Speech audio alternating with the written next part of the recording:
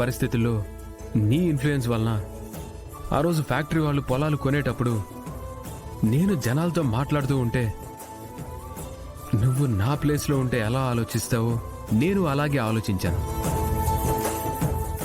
అప్పుడే organic farming చేయాలని idea వచ్చింది. ఈ మట్టి విలువ, రైతు కష్టం విలువ తెలిసింది నీ వల్లనే కనకం. అందుకే నీకీ గిఫ్ట్. ఇందులో ఒకటి నేను, రెండోదెవరో నాకు నీకు అదిగో ఆ పైనున్న దేవుడికి తెలుసు. ఇది మీరు, ఇది నువ్వు వేరే పేరు చెప్పిన మూడైతే పాడు చేయొద్దు. అదేంటి విహారీ గారు? నేను ఆ బొమ్మ ఎవరో చెప్పానా? ఆ దేవుడికి తెలుసు అన్నాను, నీకు నాకు తెలుసు అన్నాను. నాకు నేను మనసులో అనేసుకున్నాను ఆ బొమ్మ ఎవరు.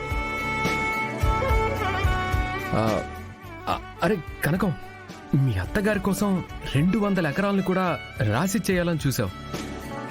విహారీ గారు ఎందుకలా మాట్లాడుతున్నారు? ఇంకెలా మాట్లాడాలి? నువ్వు నా భార్య అంతే. మరి మా అమ్మ నీకు అత్తగారే కదా. మరి నువ్వు మా అమ్మని ఏ రిలేషన్ అనుకోకుండా అంత ఆస్తి ఎవరో బెదిరిస్తే రాసిచ్చేస్తావా? విహారీ గారు, యమునమ్మ గారు నాకు జీవితాన్ని ఇచ్చిన దేవత.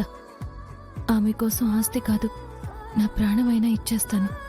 అయితే దేవతలాంటి అత్తయ్య గారు నీకు దొరికితే దేవకన్య లాంటి భార్య నాకు దొరికింది. విహారీ గారు, ఎవరన్నా చూస్తే బాగోదు విహారీ గారు, వదలండి. నా భార్య నేను పట్టుకున్నాను, ఎవరెలా అనుకుంటే నాకేంటి? ప్లీజ్ విహారీ గారు.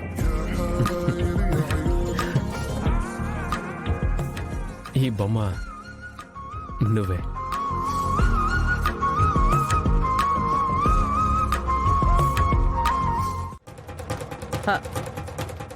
ఇప్పుడు మంత్రసాన్ ఎందుకమ్మా? పద్మాక్షి, ఆమె ఈ చుట్టుపక్కల 10 ఊళ్ళకి పురుడు పోసే మంచి మంత్రసాని. పెళ్లైన ఆడపిల్లల్ని చూసి పురుడు ఎప్పుడు పోసుకుంటారో చెప్పే శక్తి ఆమెకుంది.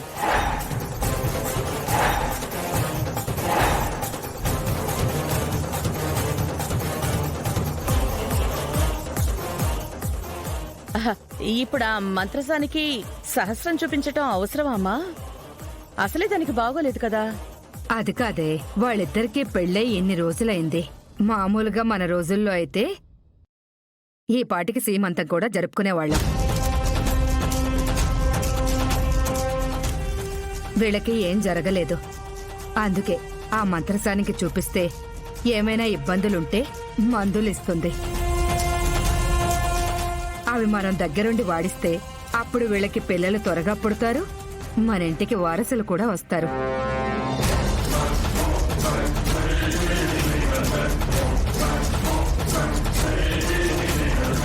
అమ్మా, అవేమీ వద్దమ్మా.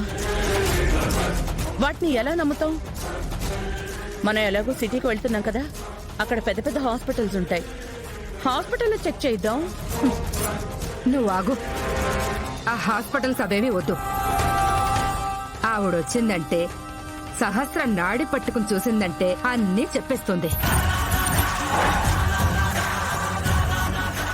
ఏంట్రా విహారీ చూస్తావు? అడ్రస్ చెప్పాను కదా, వెళ్ళి మీ తాతయ్య పేరు చెప్పి ఆవిడని తీసుకునిరా, తనొస్తుంది. విహారీ వెళ్ళు. సరే.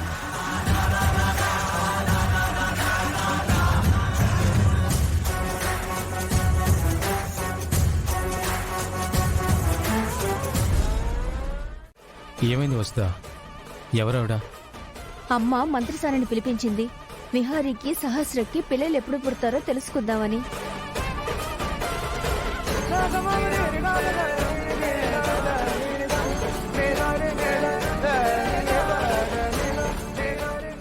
రా సూరమ్మారా, రా కూర్చో.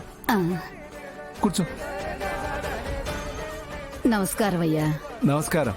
కూర్చో కూర్చో. సహస్రం చూసి మంత్రసానే ఉంటుందో, నిజాన్ని ఎలా దాచిపెట్టేది, ఎలా చెప్పాలో అర్థం కావడం లేదు.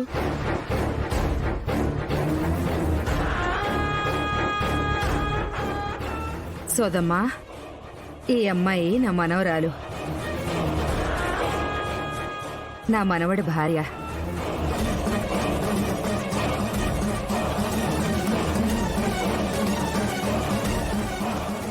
ఒకసారి తనని చూస్తావా? బాబు నువ్వు కూడా వచ్చి నీ భార్య పక్కన కూర్చో.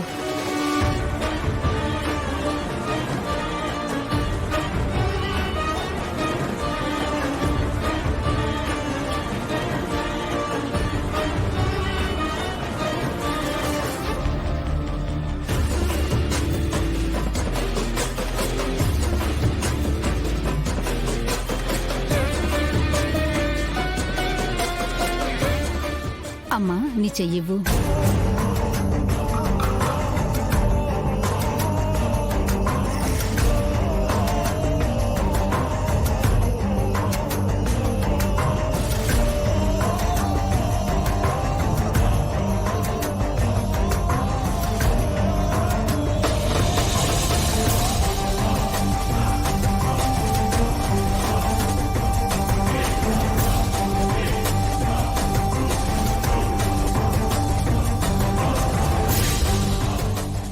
దీనికి తెలిసిపోయింది సహస్రకి గర్భం లేదన్న విషయం మంత్రసానికి అర్థం అయిపోయినట్టుంది.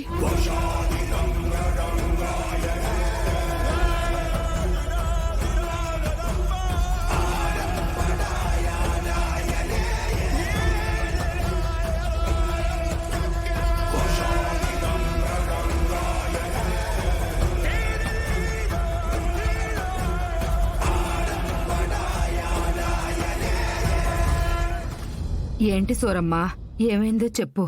ఒక్క క్షణమమ్మా.